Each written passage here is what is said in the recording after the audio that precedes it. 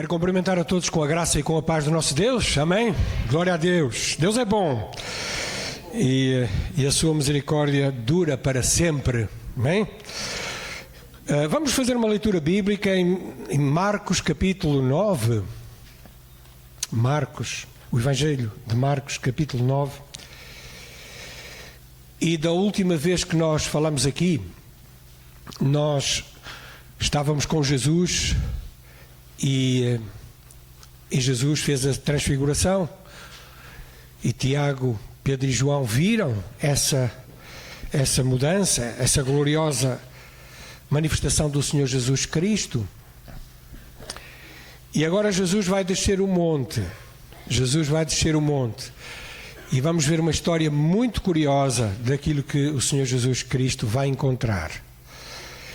E então Marcos capítulo 9, a começarmos no versículo 14, e se não for a abusar muito, pedia para aqueles que pudessem, ficassem de pé para lermos a palavra do Senhor. Marcos 9, 14 diz assim: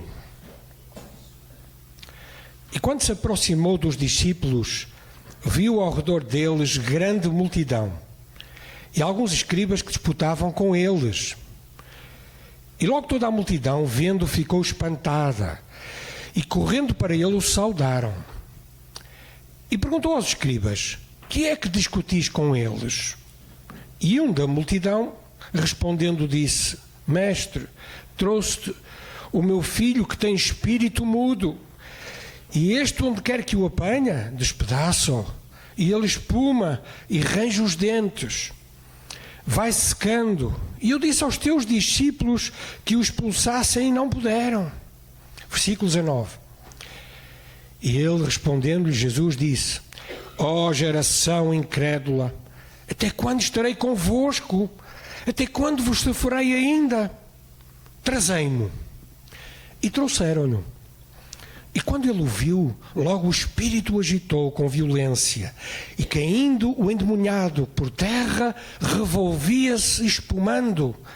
E perguntou ao pai dele: quanto tempo há que lhe sucede isto? E ele disse-lhe: desde a infância. E muitas vezes o tem lançado no fogo, na água, para o destruir. Mas se tu podes fazer alguma coisa, tem compaixão de nós e ajuda-nos.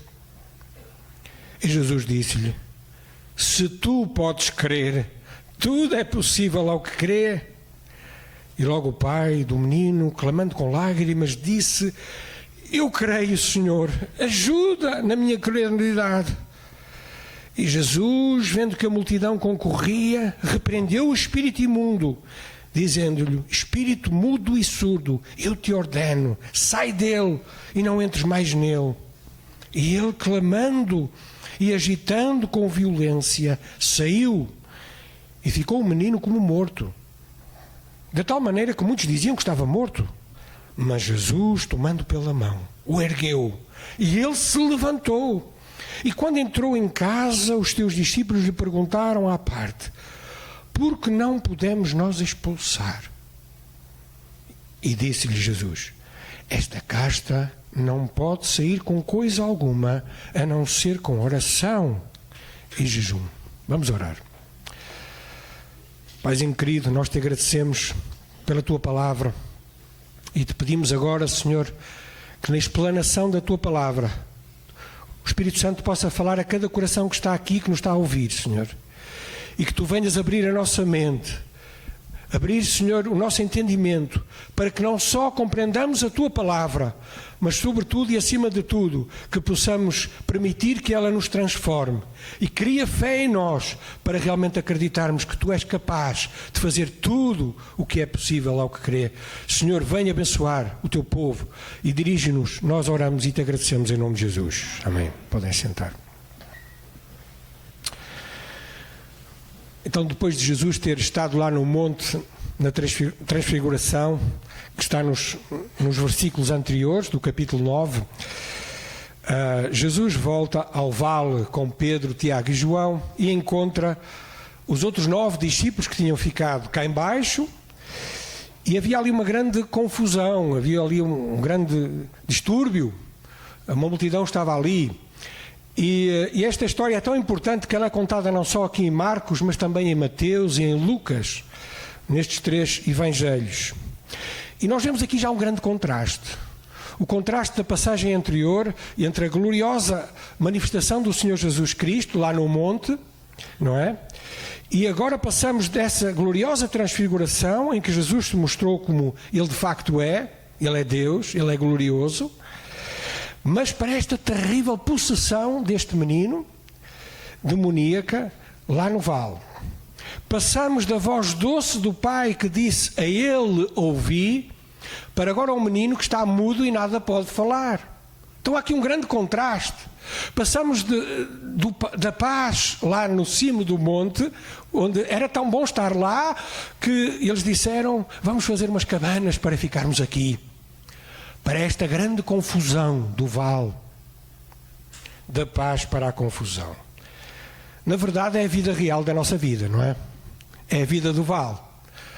E é muito bom nós termos momentos especiais e celestiais com Deus, aqueles que já o conhecem e que desfrutam da sua presença na sua vida. Mas a verdade, irmãos, é que esses momentos passam e nós temos que descer ao vale.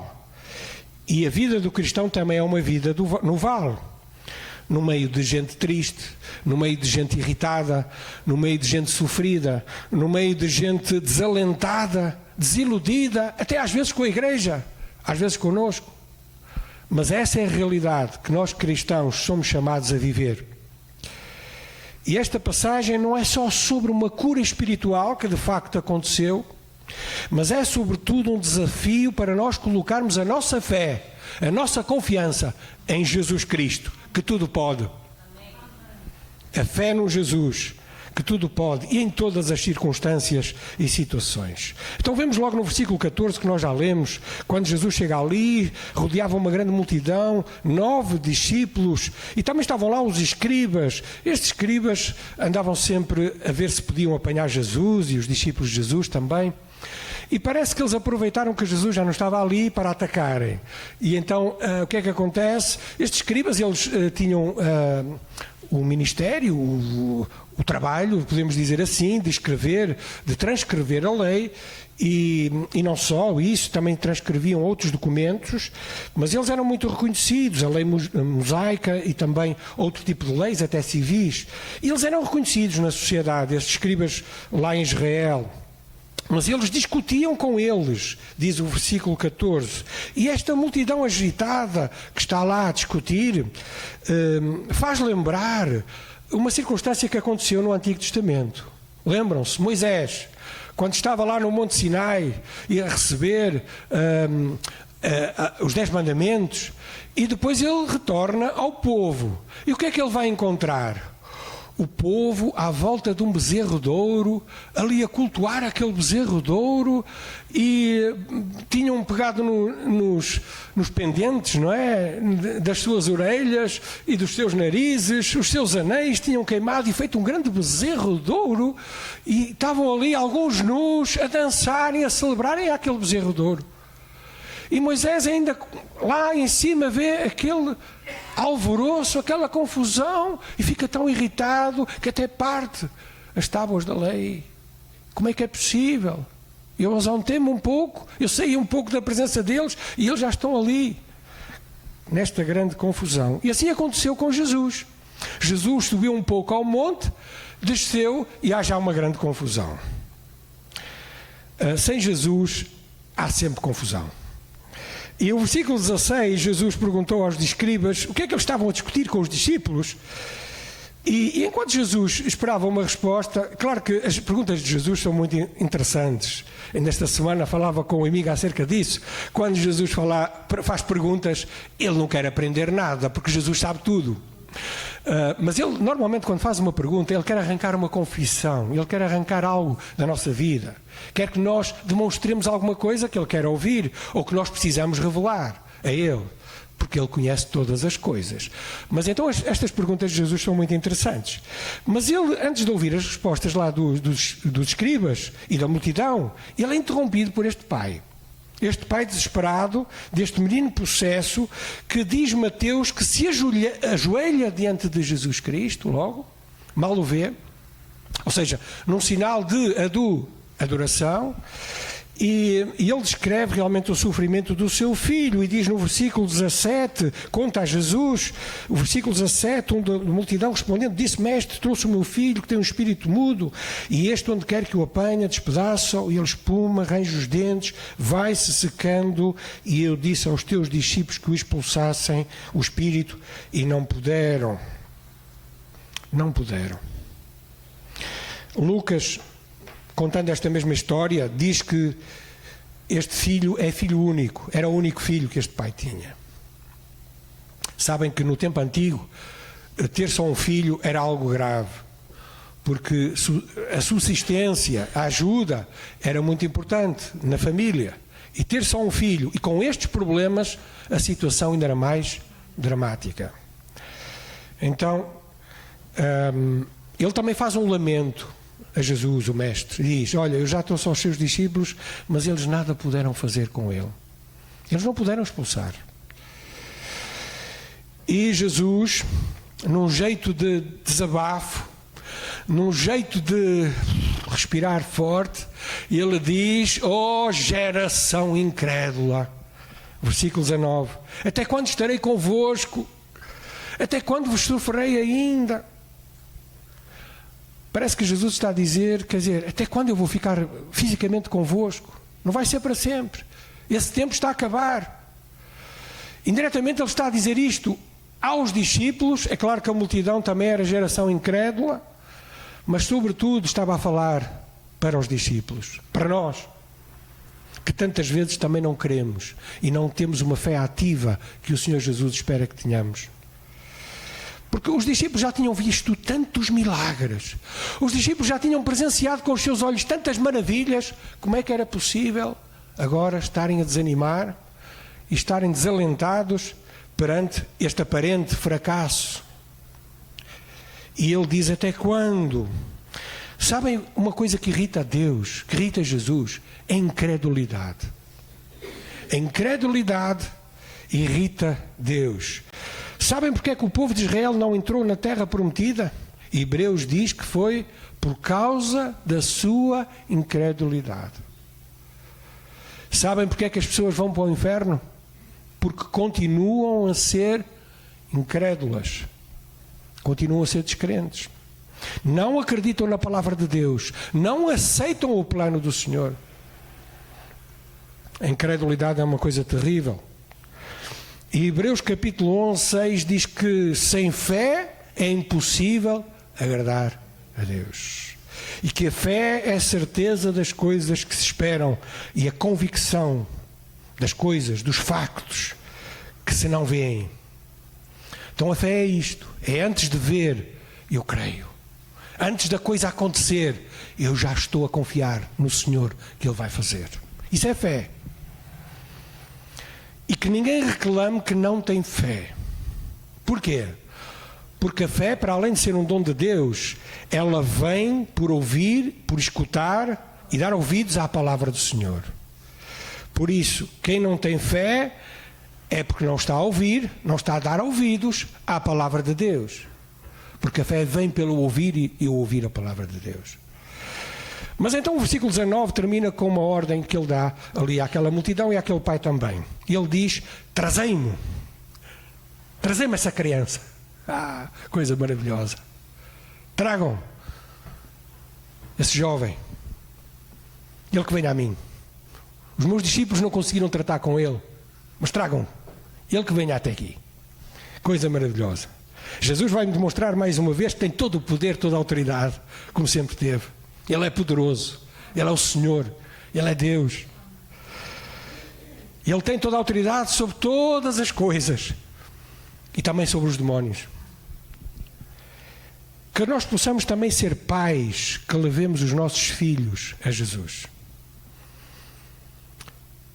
E que nós possamos ter esta missão bem presente na nossa vida, levar outras vidas a Jesus. Porque Jesus transforma corações. Então, quando o jovem se aproximou, diz o versículo 20, quando eles o trouxeram, E daqui percebemos que ele não estava lá, o miúdo, não é? E ele, quando veio, o que é que aconteceu? Mal o miúdo se aproximou, porque ele estava tomado de um espírito mudo e surdo. O que é que aconteceu com aquele demónio? Mal se aproximou de Jesus, diz o versículo 20, que logo o espírito o agitou com violência e, caindo, o endemoniado por terra revolvia-se espumando. Não sei se alguém já viu isto. Eu já vi, algumas vezes, isto acontecer. E de facto, queridos irmãos e irmãs, o Espírito reconheceu de onde se estava a aproximar e quem se estava a aproximar. Jesus Cristo. E ele tentou destruir aquele menino, lançando-o por terra, enfraquecendo. Os demónios conhecem bem Jesus. Os demónios conhecem bem a tua vida. E Jesus perguntou ao Pai: há quanto tempo isto lhe sucedia? E sucede. Outra pergunta interessante de Jesus, não é? Farto de saber, mas queria ouvir. E o Pai diz: desde a sua infância. Diz o versículo 21. Aquele pai certamente já tinha consultado todos os médicos, já tinha gasto uma fortuna, já tinha ido a todos os curandeiros, procurado tudo. Nada nem ninguém podia ajudar este rapaz. Finalmente, ele talvez com uma esperança no seu coração, recorreu aos escribas, mas os escribas não tinham nada para dar. E então voltou-se para os discípulos. E o que é que aconteceu com aqueles 9 discípulos? Eles oraram, eles expulsaram, mas nada aconteceu. Só que agora entrou Jesus em cena. Aleluia. Amém? E quando Jesus entra em cena, tudo muda. E então aquele pai, desesperado, precisava também do toque do Senhor. Porque aquele pai também recebeu o toque do Senhor. Não foi só o filho. E diz aqui que o pai contou mais uma vez que, desesperado, muitas vezes o demónio lançava no fogo e na água. E nós aqui percebemos, irmãos, a triste missão do diabo. Que é esta: é destruir vidas. O objetivo do diabo é roubar, matar e destruir. Isto fica muito claro lá em João. Mas Jesus veio para dar vida, e vida com abundância. Mas o diabo usa muitas vezes a ilusão dos prazeres, a ilusão do dinheiro, usa muitas vezes a ilusão dos vícios, usa tantas coisas enganosas para enganar as pessoas. Mas ele foi direto. Toda a gente reconhecia que era uma obra do diabo ali. Ele queria destruir aquele menino e aquela família. E é isso que o diabo quer fazer: destruir famílias, destruir vidas. Então o pai roga mais uma vez, no versículo 22, que se Jesus pode fazer alguma coisa, que tenha compaixão deles e os ajude. A dúvida, a incerteza e a falta de poder nunca estão do lado de Deus. Estão sempre do lado do homem. E ele lança aqui alguma dúvida: se tu podes fazer alguma coisa. E ele diz isto ao mestre dos mestres, ao Senhor dos senhores, ao Rei dos reis. É irónico, não é? Ele não conhecia Jesus. Mas ele diz: se tu podes. Eu já fui a muita gente. Os teus discípulos não puderam fazer nada. Mas se tu podes fazer alguma coisa. E Jesus responde esta frase admirável, que é talvez o versículo-chave desta passagem, versículo 23, que diz: se tu podes crer, porque tudo é possível ao que crê. Em outras palavras, Jesus está a dizer: se tu confiares em mim, tudo se torna possível, porque eu sou Deus e tenho poder para fazer todas as coisas. A questão não é se eu posso, é se tu crês. Se tu crês em mim. Porque Jesus é o Deus encarnado e Ele pode tudo. Porque para Deus todas as coisas são possíveis. Para Deus não há impossíveis. E então, com lágrimas nos olhos, diz o versículo 24, aquele pai, talvez tocado pelo Espírito Santo e reconhecendo quem Jesus era finalmente, ele diz: oh Senhor, eu creio, mas ajuda a minha incredulidade, ajuda-me, eu quero crer e eu creio, mas eu sei que talvez não creia para acontecer um milagre, mas ajuda-me, Senhor, ajuda-me. É interessante esta consciência sincera da fé vacilante deste homem. Nós às vezes pensamos que somos muito fortalhões na fé, que podemos fazer grandes coisas, que somos grandes crentes. Não somos nada. E esta fé que parece hesitante é uma fé sincera, irmãos. É uma fé que deseja crer, mas que sabe que ainda não crê na medida que Jesus quer que a pessoa creia. E Jesus não repreendeu esta afirmação daquele homem. Nada respondeu. E eu creio que um dos maiores milagres que ali também aconteceu foi Jesus conceder fé àquele pai para crer também em Jesus. Porque Jesus é o autor e consumador da fé. E então Jesus, virando-se para o menino, versículo 25, repreendeu o espírito e ordenou: o espírito mudo e surdo, eu te ordeno, sai dele e não entres mais nele. E o que é que aconteceu? Ficou um silêncio, foi? Não, nada disso. O demónio reagiu, convulsionou mais uma vez o menino, que já tinha sofrido tanto, mas diz o texto que saiu. E o menino ficou como morto. O menino agora estava em paz, porque só Jesus dá a paz. E não só isso. Jesus, no versículo 26 e 27, ele ergueu aquele menino. Irmãos, possamos ser mãos que erguem as outras que estão no chão. Muitas pessoas não nos levantam, antes deitam-nos para baixo. Mas Jesus não é assim. Jesus é aquele que salva, Jesus é aquele que cura, Jesus é aquele que liberta, Jesus é aquele que ergue a nossa vida e nos puxa para cima. Podes contar com Jesus para fazer isso. Depois, lá em casa, quando chegaram a casa os 12 discípulos com Jesus, eles perguntaram a Jesus aquela pergunta que estava a arder no seu coração desde o começo: bem, Jesus, que grande milagre que tu fizeste. Mais uma vez, uma expulsão que nós não conseguimos. Mas diz-nos agora, porque é que nós não conseguimos expulsar aquele espírito maligno? Porque é que aquele demónio não saiu quando nós o expulsamos? Porque nós já expulsamos muitas vezes, muitos demónios, e eles já tinham feito isso, mesmo já vimos neste Evangelho isso acontecer, e agora isso não resultou. O que é que falhou da nossa parte? O que é que aconteceu? E diz o versículo 26 a 29, Jesus disse: esta casta não pode sair com coisa alguma, a não ser com oração e jejum.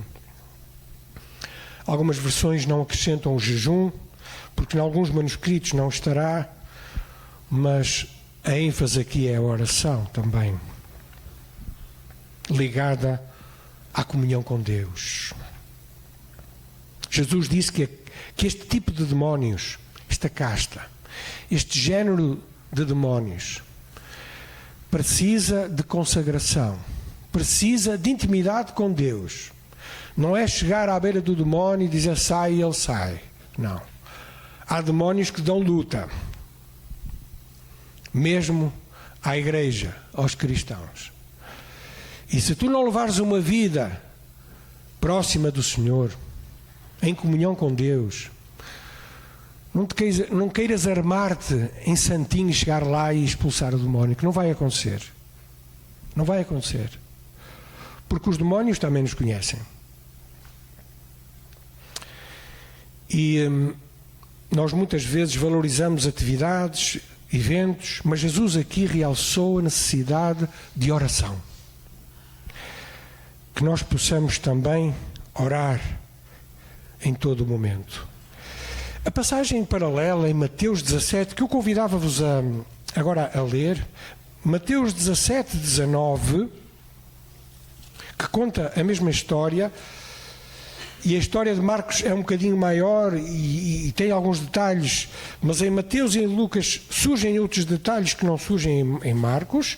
Então Mateus 17, 19, Mateus capítulo 17, versículo 19 diz assim. Todos encontraram Mateus 17, 19, amém? Então os discípulos, aproximando de Jesus em particular, disseram: por que não podemos nós expulsá-lo? Que é a mesma pergunta que está lá em Marcos. Mas Jesus aqui vai ampliar a sua resposta e vamos conhecer mais alguns detalhes e por isso estamos a lê-los. Jesus vai esclarecer o problema dos discípulos, que não só era falta de oração, mas era também outro problema. Diz então Jesus no versículo 20, Jesus lhes disse: por causa da vossa pequena fé. Porque em verdade vos digo, se tiverdes fé como um grão de mostarda, direis a este monte: passa daqui para acolá, e ele há de passar. E nada vos será impossível. Mas esta casta de demónios não se expulsa, senão pela oração e pelo jejum. Então Jesus aqui esclarece que não só havia falta de oração naqueles discípulos. Sabem, irmãos, que depois de um certo tempo de nós sermos crentes, parece que nós começamos a relaxar, não é? Verdade ou não é? Nós até no princípio vinhamos a todas as reuniões da igreja. Começamos a vir à reunião de oração, ao estudo bíblico, à escola dominical, à ceia do Senhor e à pregação. Mas depois aquilo cansa um bocado e começamos a relaxar. E só vamos depois à ceia e à pregação. E depois relaxamos mais. Não, eu agora sou crente, eu já nem preciso, oração, eu oro em casa, não preciso disso. E então já nem vamos à ceia e só vamos à pregação do culto. Culto, pregação. E depois já nem vamos à pregação. Eu posso ler a Bíblia em casa. Para que é isso de igreja? Irmãos, esse não é o caminho. A fé não se desenvolve assim. Precisamos uns dos outros. Precisamos da palavra do Senhor ministrada, exposta. Precisamos ser repreendidos pela palavra do Senhor. Precisamos ser exortados. Precisamos que o Senhor nos incentive. Precisamos que o Senhor nos dê rumo. E para isso precisamos de igreja. Amém? Amém. Então um dos problemas ali também que faltou foi a pequena fé dos discípulos. E eles que tinham fé para orar, um raio que venha e destrua, aqueles samaritanos, não é? Tinham fé muito grande ali naquele momento, mas agora já não tinham grande fé. Tinham perdido a fé. Coisa terrível.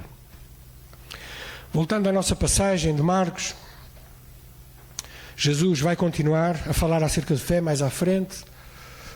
Em próximas pregações, se o Senhor permitir, vamos abordar isso. Mas para terminarmos, irmãos, eu gostaria de dar 4 aplicações finais. 4 aplicações, muito rápidas. A primeira aplicação, irmãos, lembrem-se disto, por favor. Estejam atentos. Nós vivemos num mundo espiritual. Nós estamos inseridos no mundo espiritual, que é um mundo, por vezes, invisível. Não se vê. Satanás e os demónios continuam a tentar destruir crianças, adolescentes, jovens, famílias, igrejas, pessoas, casamentos, tudo, irmãos. Eles continuam em atividade, eles não pararam. E eles procuram estragar tudo aquilo que é bom na tua vida. Tudo aquilo que vale a pena. O diabo é mentiroso, ele é enganador, ele é homicida. Ele usa tudo o que pode, que está ao seu alcance, para destruir vidas. Ele usa a música, usa os filmes, usa... Eu não estou a dizer que toda a música e todos os filmes são maus, não é isso que eu estou a dizer. Eu estou a dizer que ele usa muitas coisas para enfraquecer a nossa fé.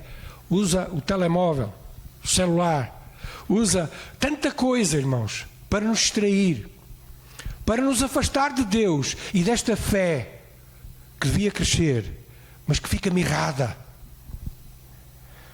O que é que está a destruir a tua vida?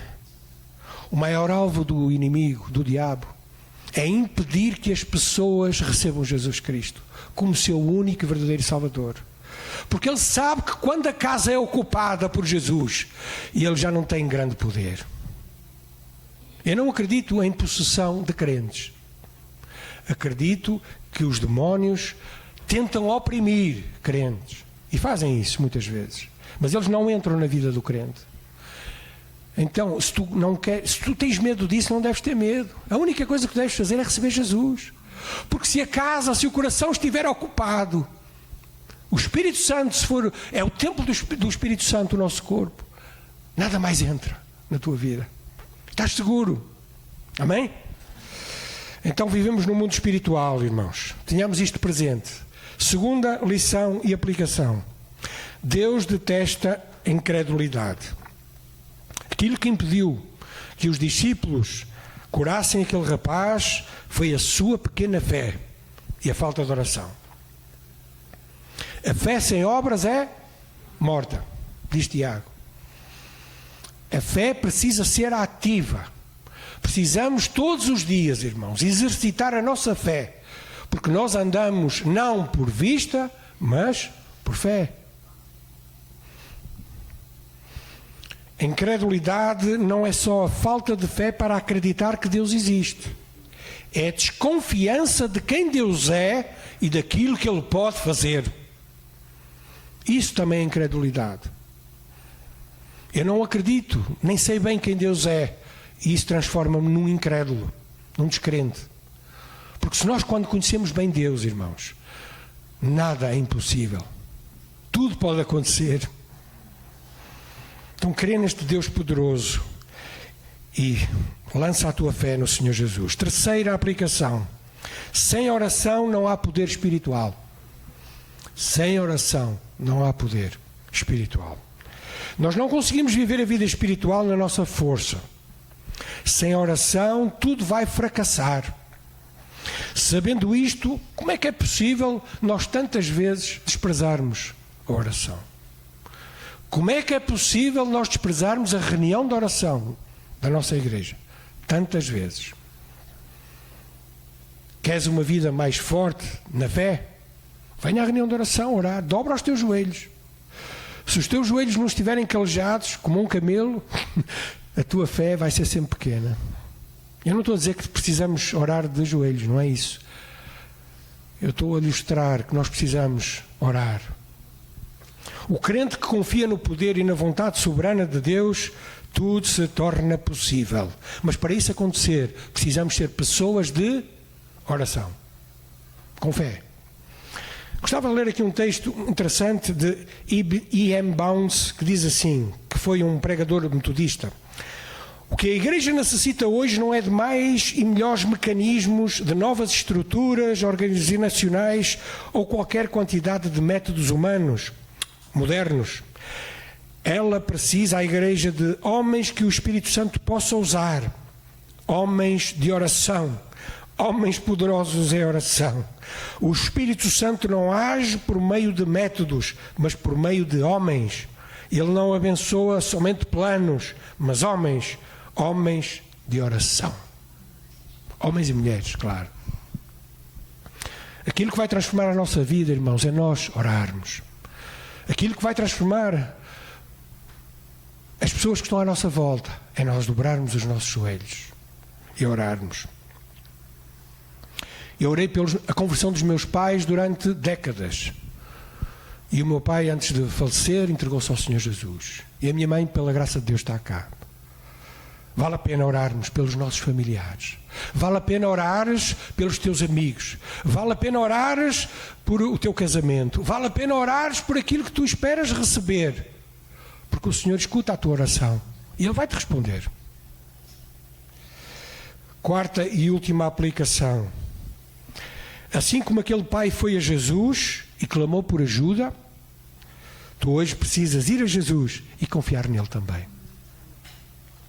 Porque Jesus é o único Salvador. Ele próprio é o maior milagre da nossa vida. Ele é o milagre. Venha Ele. E tens ouvido agora a palavra do Senhor. Tens escutado que a fé vem pelo ouvir a palavra do Senhor? Se tu podes crer nele, tudo será possível àquele que crê. Deposita a tua fé no Senhor Jesus Cristo. Ele pode salvar-te, Ele quer libertar-te. Amém? Que o Senhor nos ajude a exercitar esta fé ativa e dobremos os nossos joelhos em oração. Que o Senhor te abençoe. Amém.